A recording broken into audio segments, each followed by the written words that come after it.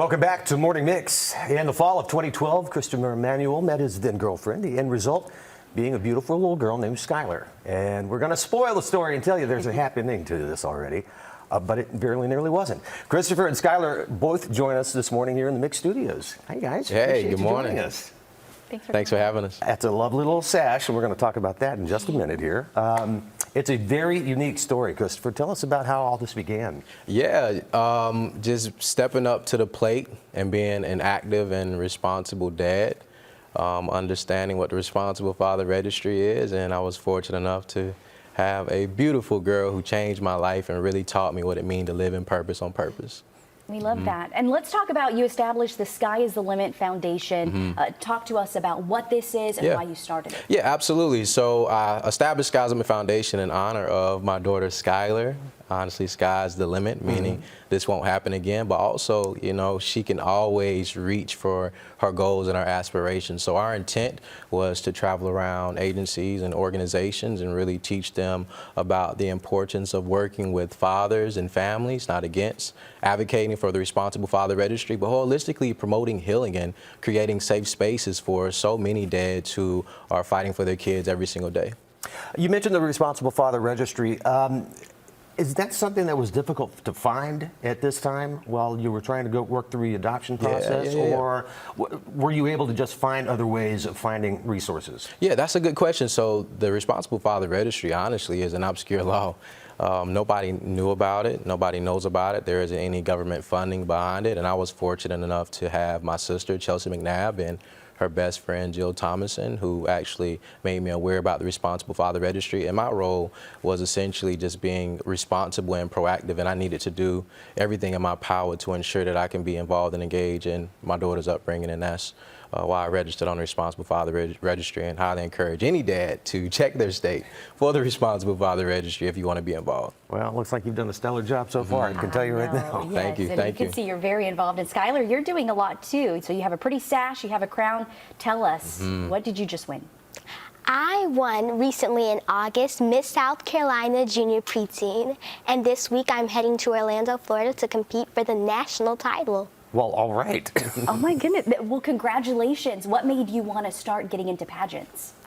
Well, I saw all of the fun that people were having, and I wanted to know the experience, and I wanted to build my self-esteem and make so many new memories, and I did. Even our producer going, she is just so cute. I know. I feel like you're going to take my job. Christopher, you're an adoption consultant. And I love the title on this, you're a father practitioner. Yes, sir. Tell us a little bit about that. Yeah, so it's all about modeling to agencies, organizations, children, anybody who's involved and engaged in the rearing of children, right? It's hard to become anything you haven't heard or you haven't seen. We want to be able to talk about the importance of effective communication.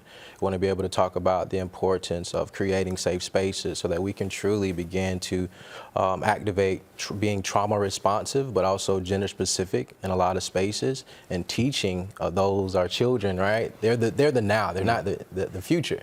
But teaching them what it means to walk in their proper person, right? So understanding our deepest why and what really truly brings us alive, Cliff.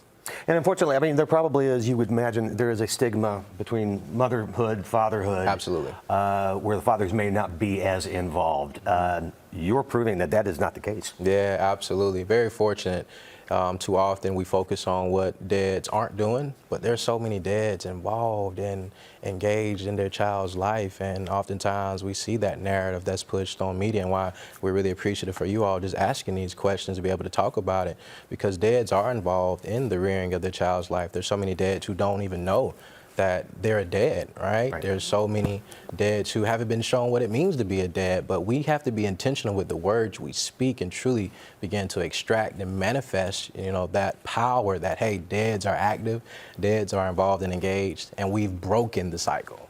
So let's speak more about it. No, we love that. And thank you for coming on and kind of shining a light on that too. So we're focusing on what dads are doing now. And Skylar, what do you love most about your dad? I love that he's doing everything he can so that fathers can know what it's like to have a child and enjoy the joy of having one. You want to come over to our house? You can be fine too. You can be at our house as You're well. a sweetheart. We appreciate you, Skylar. We appreciate you, Christopher. Thank you for so sharing much. your story. And good luck. We wish you all the best. We hope you bring home another crown. Thank you. Real quick, where can people find more information on the Sky's the Limit Foundation, Christopher? Yeah, you can follow our website at skyislimitfoundation.com. All right, be sure of that. Christopher, Skylar, thanks so much for joining us. Thank you. Appreciate it. Hey.